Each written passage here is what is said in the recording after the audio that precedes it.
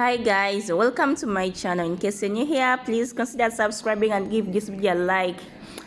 Today we are going to make fish mixed with rice together. So we have our ingredients, onions and some garam masala.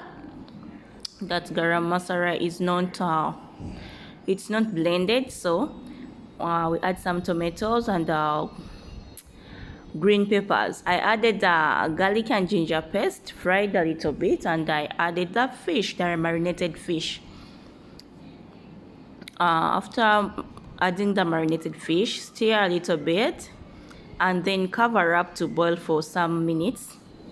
Then after it is boiled, you can mix and put your rice in it.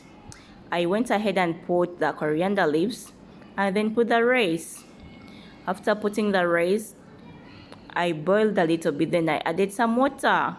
After adding some water, you cover up and turn on a low flame, then cook for like about 15 minutes on a low flame for good results. And I added some ghee for a good taste and a nice smell. It's optional. If you don't like ghee, you can leave it out.